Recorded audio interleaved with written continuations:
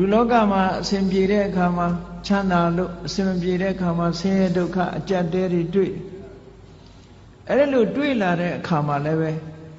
ဆင်းရဲဒုက္ခတွေကြုံတဲ့အခါမှာ depression မဖြစ်ဖို့စိတ်ဓာတ်မကျဖို့စိတ်သက်သာရတဲ့နိလန်းနေနဲ့တွေးရမယ်မြတ်စွာဘုရားပေးထားတဲ့ general point ကတော့ဘာတုံးဆိုလို့ရှိရင်ဘယ်အရာမှမမြဲဘူးတဲ့တခဏပဲဆိုတဲ့အတွေးလေးနဲ့သိခံပါဆင်းရဲတဲ့အတိုင်းအတာတစ်ခုကိုအဲ့ဒါနဲ့ခုခံကာကွယ်ထားသည့်အတွက်ကြောင့်ကိုယ်စိတ်ဓာတ်မှာ depression ဖြစ်တယ်ဆိုတာမရှိဘူးစိတ်ဓာတ်တွေနှိမ့်ကျသွားတာမျိုးမရှိဘူးတဲ့ခုခံနိုင်တယ်အေးချမ်းသာဒုက္ခနဲ့တွေ့လာလို့ရှိရင်လေလူတွေကဘဝင်မြင့်ပြီးအောက်ခြေလွတ်တတ်တယ်အဲ့ဒါလို့မဖြစ်ရအောင်လည်းပဲခုနကအေးချမ်းသာတယ်ဆိုတာလေထာဝရမဟုတ်ဘူးတခဏမျှတာဖြစ်တယ်လို့မှန်ကန်တဲ့အတွေးလေးတွေနဲ့တွေးပြီးတဲ့အခါမှာကိုယ့်ရဲ့စိတ်ဓာတ်ရိမ့်ရိုင်မှုမရှိအောင်ကြန့်ခိုင်အောင်ကြိုးစားရမယ်ဒါကိုပြောတာကောင်းဆိုးလောကရန်ကြံ့ကြံ့ခံဘဝကိုလှလှပပဒီဆောက်ခြင်းဟောဒီလောကရန်ခန္ဓာရည်ရှိဖို့ကြိုးစားရမယ်ဒါနံပါတ်1နော်လောကရန်ခန္ဓာအောင်ကြိုးစားဘယ်ပုဂ္ဂိုလ်ပဲဖြစ်ဖြစ်လောကရန်ဆိုတာရှိတာကြည့်ပဲဆင်းရဲတဲ့ပုဂ္ဂိုလ်မှလည်းရှိတယ်ချမ်းသာတဲ့ပုဂ္ဂိုလ်မှလည်းရှိတယ်ဘယ်နိုင်ငံသားပဲဖြစ်ဖြစ်ဘာလူမျိုးပဲဖြစ်ဖြစ်ဘာဘာသာကိုယ်ွယ်ဒါတွေကတဏှိတယ်ပဲဘာဖြစ်လို့လောကဓမ္မလောကရဲ့သဘာဝလို့ပြောတာနော်ကဲရတယ်ချီးမွမ်းတယ်ဆိုတာချီးမွမ်းတဲ့လူကချီးမွမ်းတယ်ကဲရတဲ့လူကကဲရတယ်အလုံးသိကြလိမ့်မယ်လေတခါတော့ကအမေရိကန်သမ္မတအရင်သမ္မတအီရတ်သွားတဲ့အခါကျတော့သတင်းစာဆရာတယောက်ကဖဏနဲ့ထုတယ်မဟုတ်လားဘာပဲဖြစ်ဖြစ်တခုခုအစော်ကားဆိုတာနိုင်ငံကောင်းဆောင်သမ္မတဖြစ်နေစော်ကားခံရတာမျိုးရှိတာစိတ်ဓာတ်ရေးရမတုံလို့ဖို့ကသိအရေးကြီးတယ်ပေါ့ကိုယ်လည်းကိုယ်အတိုင်းတာနဲ့သူလည်းသူ့အတိုင်းတာလောကမှာနေတဲ့ပုဂ္ဂိုလ်တိုင်းဟာကြည့်စိတ်ဓာတ်ကြန့်ခိုင်ဖို့ကြိုးစားရအဲ့ဒီစိတ်ဓာတ်ကြန့်ခိုင်တယ်ဆိုတာသူကသူကြန့်ခိုင်လာမှာမဟုတ်ဘူးကိုယ်တိုင်ကြိုးစားဖို့လိုအပ်တယ်ဘာဖြစ်လို့လဲဆိုရင်ခန္ဓာကိုယ်ကြီးကြန့်ခိုင်အောင်ဘာတွေလုပ်ကြလူတွေလမ်းလျှောက်ကြတယ်ကျမကြီးလေ့ကျင့်ကြတယ်ဟုတ်တယ်မဟုတ်ကျမကြီးလေ့ကျင့်ကြတယ် physical exercise တွေလုပ်ကြတယ်အားကစားသမားတွေဆိုမမောနိုင်မပန်းနိုင်အားကစားလေ့ကျင့်မှုတွေပြုသို့သောလောကလူသားတွေမေ့နေတာလုပ်ဖို့မေ့နေတာဘာလို့ဆိုရင် mental exercise ပဲစိတ်ကိုကြန့်ခိုင်အောင်ကြိုးစားမှုကြတော့အားပြော့နေကြတယ်အဲ့ဒါလို့အားပြော့နေကြသည့်အတွက်ကြောင့်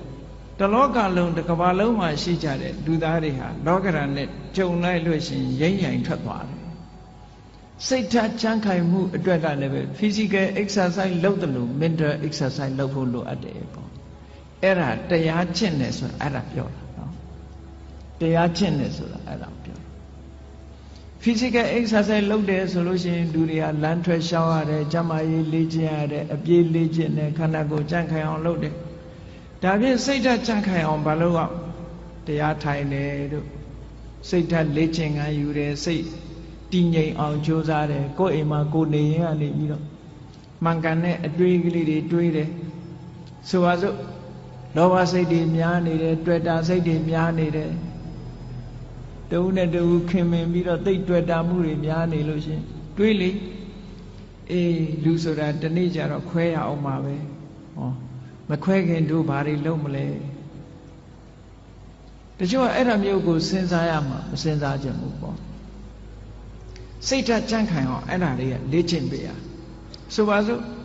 နုပြိုနေတဲ့အရွယ်ရှိတဲ့ပုဂ္ဂိုလ်တွေကစဉ်းစားရမှာပါဇရာဓမ္မောမိဇရံအနတ္တိတောငါမှအိုခြင်းသဘောရှိတယ်အိုတဲ့သဘာဝငါမှရှိနေတယ်အိုခြင်းတရားကိုငါမလွန်မြောက်နိုင်သေးဘူးလို့ဒီဟာစိတ်ဓာတ်ကြန့်ခိုင်အောင်လေ့ကျင့်မှုတစ်ခုပဲ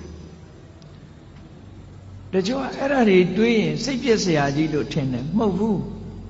စိတ်ပြည့်စရာတွေးတာမဟုတ်ဘူးသဘာဝအမှန်ကိုသိအောင်ကြိုးစားစိတ်ဓာတ်ဆိုတာသဘာဝအမှန်ကိုသိမှဒီထက်တယ်ရင့်ကျက်လာ ဗျာတိဓမ္မောမိဗျာဒိဏတိတောအေးငါခန္ဓာကိုယ်ကြီးဟာနာရတဲ့သဘောရှိတယ်နာခြင်းတရားကိုငါမလွန်မြောက်နိုင်သေးဘူးတွေးပါဆင်ញင်စဉ်းစားပေးပါလေ့ကျင့်ပေးပါစိတ်ကိုဒါနဲ့လေ့ကျင့်အာယုန်နဲ့စိတ်ကိုလေ့ကျင့်ကောင်းတဲ့အာယုန်နဲ့စိတ်ကိုလေ့ကျင့်တာခေါ်တယ်မရဏဓမ္မောမိမရဏနာတိတောလူတိုင်းဟာသိခြင်းသဘောရှိတယ်ငါလည်းပဲသိခြင်းသဘောရှိတယ်သိခြင်းတရားကိုငါမလွန်မြောက်နိုင်ဘူးလေ့ကျင့်ပေးပါလေ့ကျင့်ပေးသည့်အတွက်ကြောင့်ဟောတန်ရောစဉ်တွေယောပါလာအတွေ့အတာတွေယောပါလာလူတွေကထင်တယ်အတွေ့အတာယောပါသွားလို့ရှိရင်တဦးနဲ့တူကွဲသွားလိမ့်မယ်လို့ထင်တာမဟုတ်ဘူးတန်ရောစဉ်နဲ့တွေ့တာဟာမေတ္တာနဲ့တွေ့တာနဲ့မတူတဦးနဲ့တူမေတ္တာနဲ့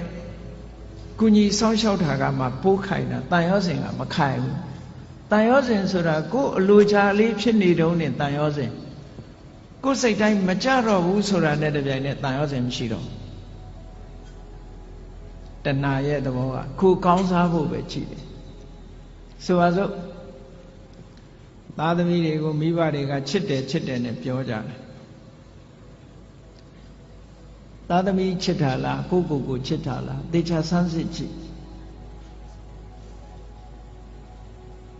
အများကတော့ဖြေလိမ့်မယ်သားချစ်တယ်သမီးချစ်တယ်ပေါ့ဒါဖြင့်အဲ့ဒီသားသမီးကိုဘာကြောင့်ချစ်နေတာတုံးလို့မေးလိုက်လို့ရှိရင်ဒီသားသမီးလေးကိုကြည့်ပြီးတော့ကိုယ်စိတ်ထဲမှာစိတ်ချမ်းသာနေတယ်အာကိုနေတယ်ယုံကြည်နေတယ်ငါတက်ကြီးရင်ငါသားလေးကငါဆောင်းရှောက်မှာပဲငါသမီးကငါဆောင်းရှောက်မှာပဲနဲ့ဟောအာကိုမှုတွေတွေ့တာမှုတွေအဲ့ဒီလိုမျောလင်းချက်ကလေးတွေနဲ့ထင်အဲ့ဒီသားသမီးကကိုယ်ကိုဒုက္ခပေးလာပြီဆိုရင်မိဘတွေဘာလုပ်ကြတော့အိမ်ကနေနှင်ချပြီးအမွေပြတ်ကြော်ညာကြတယ်မဟုတ်လားအဲ့ဒါဖြင့်အဲ့ဒီသားသမီးကိုချစ်တယ်ဆိုတာဘာကိုချစ်တာတုံးလို့မေးလို့ရှိရင်ကိုယ့်ရဲ့ပျော်ရွှင်မှုကိုဖျက်ဆီးလာပြီးကိုယ့်ရဲ့ဘဝကိုထိခိုက်လာပြီးဆိုလို့ရှိရင်အဲ့သားသမီးမချစ်တော့အဲ့ဒါကိုကြည့်မယ်ဆိုရင်မိဘတွေကတကယ်ချစ်တယ်ဘာကိုချစ်တာတုံးဆိုကိုယ့်ဘဝကိုချစ်တာပဲကိုယ့်ဘဝကိုထိပါလာပြီးနှောင့်ယှက်လာပြီးဆိုရင်လက်မခံတော့ဘူးလေချစ်လာပါတယ်ဆိုတော့ဇနီးမောင်နှံတွေ divorce လုပ်ကြတယ်၊ကွာရှင်းကြတယ်။ဘာဖြစ်လို့ပြောကြတဲ့အခါမှာစိတ်သဘောထားချင်းမတိုက်ဆိုင်လို့ဆိုလိုတာကသူ့စီကကိုပျော်ရွှင်မှုမရဘူးကိုယ့်စီကသူပျော်ရွှင်မှုမရဘူးကိုယ့်ရဲ့ပျော်ရွှင်မှုတွေဆုံးရှုံးကြတယ်အဲ့ဒီဆုံးရှုံးတာကိုမကြိုက်တာပဲအမှန်တကယ်အနိတ္တရာကိုလိုက်ရှာကြည့်လို့ရှိရင်မြတ်စွာဘုရားကဒါကြောင့်မို့ဟောတာအတ္တသမံပေမနတ္ထိကိုချစ်တာလောက်တခြားကိုအချစ်နဲ့တူတဲ့အချစ်ဆိုတာမရှိဘူးလို့ဒီလိုပြောတာဒါတကယ်ကိုအစစ်အမှန်ကိုဟောဒါကြောင့်မို့လို့မေတ္တာဆိုတာကတော့အဲ့ဒါမျိုးမဟုတ်ဘူးတဏှာကရယူလို့တယ်ခံစားလို့တယ်ဒါတဏှာချစ်မေတ္တာချစ်ဆိုတာကအဲ့ဒါမျိုးမဟုတ်ဘူးသူများအတွက်ပေးဆက်ခြင်းမေတ္တာချစ်ကသူများအတွက်ပေးဆက်တယ်တဏှာကကိုယ့်အတွက်မေတ္တာကသူ့အတွက်လှုပ်တာကပို့ပြီးတော့ခိုင်မြဲတယ်ဘာဖြစ်လို့တော့ဆိုစဉ်းစားရတယ်သူ့အတွက်စဉ်းစားတာကိုယ့်အတွက်မစဉ်းစားဘူးဟိုတစ်ဖက်ကလည်းမေတ္တာနဲ့ဆိုရင်သူ့အတွက်စဉ်းစားတယ်ကိုယ့်အတွက်မစဉ်းစားဘူးအဲ့ဒီတော့သူ့အတွက်ဆင်ပြေးနေလို့ရှိရင်ဟောမကွဲမကွာဖြစ်တာပေါ့ဟိုလူကလည်းငါအတွက်စဉ်းစားတယ်ဟိုလူကလည်းငါအတွက်စဉ်းစားတယ်နှစ်ဦးကိုယ့်အတွက်ကြီးပဲစဉ်းစားတယ်လိုဘဖြစ်နေတဲ့အချိန်မှာတော့ကိုယ့်အတွက်ဖြစ်နေရင်ခြေနှက်တယ်ကိုယ့်အတွက်မဖြစ်တာနဲ့တပြိုင်နက်ခွဲကြရောအဲ့တော့မေတ္တာချစ်နဲ့တဏှာချစ်တခြားနည်းနဲ့ပြောမယ်ဆိုလို့ရှိရင်မေတ္တာချစ်ကအေးမြပြီးတော့တဏှာချစ်ကပူလောင်နေတဏှာရဲ့နောက်ွယ်မှာဘာတွေလာတော့ဆိုတောကဆိုတာရောက်လာစိုးရိမ်တာတွေပူဆွေးတာတွေဒါတွေဖြစ်လာမေတ္တာရဲ့နောက်ကမှဒါတွေလုံးဝမရှိဘူးအေးချမ်းနဲ့တည်ငြိမ်နဲ့ဆိုတာတွေဖြစ်တယ်ဒါကြောင့်မို့မေတ္တာနှလုံးသားနဲ့ချစ်နိုင်အောင်ကြိုးစားအဲ့ဒါပို့ပြီးတော့ခိုင်မြဲတယ်စိတ်ဓာတ်ကြံ့ခိုင်မှုနဲ့ပတ်သက်ပြီးတော့ဒါကိုမြတ်စွာဘုရားကလောကရန်နဲ့ကျုံလာပြီဆိုလို့ရှိရင်ကြံ့ခံနိုင်အောင်လေ့ကျင့်ရစိတ်ဓာတ်ကိုလေ့ကျင့်ပေးရမယ် လေ့ကျင့်တယ်ဆိုတဲ့နေရာမှာဘာနဲ့လေ့ကျင့်သမထကျင့်စဉ်တစ်ခုကိုကျင့်တာလဲဒါလေ့ကျင့်တာပဲဝိပဿနာကျင့်စဉ်တစ်ခုကိုကျင့်တာလဲလေ့ကျင့်တာပဲအဓိကကတော့ wise attention လို့ဆိုတယ်မှန်မှန်ကန်ကန်စဉ်းစားတတ်မှုပါယောနိသောမနတိကာရလို့ခေါ်တယ်မှန်မှန်ကန်ကန်စဉ်းစားတယ်ဆိုတာဘာတော့ဆိုရင်အဆိုးဘက်ကမကြည့်ဘူးကောင်းဘက်ကကြည့်အကုသိုလ်ဖြစ်အောင်မကြည့်ဘူးကုသိုလ်ဖြစ်အောင်ကြည့်တယ်အကောင်းဘက်ကတွေးတယ်အရာရာမှာအကုန်လုံးအကောင်းဘက်ကတွေးရမှာလားလို့ဆိုဒီလိုတော့မဟုတ်ပါဘူးမှန်ကန်တဲ့ဘက်ကအကောင်းဘက်ကစဉ်းစားနိုင်တတ်ရမယ်အဆိုးဘက်ကကြည့်လို့ရှိရင်အဆိုးဆိုတာအပြစ်ကိုကြည့်တဲ့အခါမှာအရာရာမှာအမှန်ကိုကြည့်ဖို့လိုအပ်တယ်ပေါ့ဆိုပါစို့လူတယောက်ပေါ်မှာကိုယ်ကဒေါသဖြစ်တယ်ဒေါသဖြစ်တယ်ဆိုတာ तू ဘာအတွေးနဲ့ तू ဒေါသဖြစ်တယ်လဲလို့ဆိုရင်ဟေးဒီကောင်ကငါ့ကိုစော်ကားတယ်တက်စော်ကားတာပဲဆိုတဲ့အဲ့ဒီအတွေးတွေနဲ့တွေးလိုက်မယ်ဆိုလို့ရှိရင်ဒေါသဖြစ်လာမှာအဲ့ဒီအတွေးမဟုတ်ဘဲနဲ့ပြောင်းပြီးတော့တွေးလိုက်တယ်အေး तू ဆဲတာ तू ဆိုးတာငါကပ်ပါတာမဟုတ်ဘူးငါနဲ့မဆိုင်ဘူး तू ဆိုး तू ခံလိုက်မယ်ငါမပတ်သက်ဘူးလို့ဆိုရင်သူ့ပုံမှာဒေါသမထွက်ပြန်ဘူးအတွေးလေးဟာဒီနားလေးတင်မဲ့ကပ်ပြီးတော့ခွင့်လွတ်တတ်တဲ့အတွေးဆိုတာလည်းရှိလူတွေကကိုကြတော့ခွင့်လွတ်တယ်သူများကြတော့ခွင့်မလွတ်ဘူးဆိုတာလောကမှာထင်ရှားတယ်နော်ကိုကြောင့်ဖြစ်လို့ရှိရင်မတော်တဆလို့ပြောတယ်သူများကြောင့်ဖြစ်လို့ရှိရင်နမောနမဲ့လို့ပြောတယ်တကယ်ကိုအဲ့ဒါလို့ဖြစ်တယ်နော်သူများကြောင့်တစုံတစ်ခုဖြစ်သွားရင်ဟာဒီလူကနမောနမဲ့နေလို့ဖြစ်တယ်ကိုကြောင့်ဖြစ်ရင်တော့မတော်တဆသူများကြောင့်လည်းမတော်တဆလို့တွေးလိုက်ရင်ဒေါသမဖြစ်တော့ဘူးအဲ့ဒါအော်မတော်တဆဖြစ်ရှာတာပဲနော်ဒါစိတ်ဓာတ်ရဲ့အကြံခံမှုတွေပဲကိုယ်ကိုလေ့ကျင့်ပေးရမှာအောင်ပြောတာသူများပေါ်မှာအပြစ်နေမြင်နေသေးသမျှကာလပတ်လုံးမေတ္တာဆိုတာသက်ဝင်နိုင်ဖို့မဖြစ်ဘူးတဲ့ဘယ်ရာပဲဖြစ်ဖြစ်အစဉ်ပြေအောင်စဉ်းစားတတ်ဖို့လိုတယ်ပေါ့အကောင်းဘက်ကကြည်တာတွေဟာစိတ်ဆင်းရဲမှုကိုကာကွယ်ပေးနိုင်တာတော့သိကြတယ်ပုံမြင်လေးတစ်ခုရှိတယ်မြေထားမောင်းတဲ့မြေထားမောင်းသမားတစ်ယောက် engine driver မြေထား driver တစ်ယောက်ဘယ်တော့ဖြစ်ဖြစ်သူကအကောင်းဘက်ကကြီးပဲပြောတယ်အဆိုးဘက်ကဘယ်တော့မှကြည့်ဘူးကောင်းဘက်ကကြီးပဲပြောလို့ရှိတယ်တနေ့ကျတော့ဘာဖြစ်တုံဆိုမတော်တဆသူ accident ဖြစ်တယ်ဆေးရုံတင်လိုက်ရဆေးရုံတင်လိုက်ရတော့ခြေထောက်တစ်ဖက်ဟာမြေထားကျိတ်ပြီးတော့အမတန်အခြေအနေဆိုတော့ခြေထောက်တစ်ဖက်ဖြတ်ရမယ်ကိန်းရောက်သွားအဲ့ဒီမှာသူ့မိတ်ဆွေတွေကသတင်းသွားမေးတယ်မေးရင်သူ့ကိုပြောတာမင်းဘယ်တော့မှဆိုအကောင်းဘက်ကကြီးပဲပြောတယ်အကောင်းကြီးပဲမြင်တယ်မင်းဒီတစ်ခါမင်းကိုမင်းဖြစ်တဲ့အခါအကောင်းမြင်နိုင်အောင်မလားပေါ့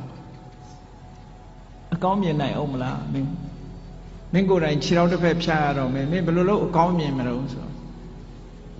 အဲ့ဒီလူကပြုံးပြီးတော့ဗာပြောတော့ဆိုလို့ရှိရင်တငယ်ချင်းတို့တဲ့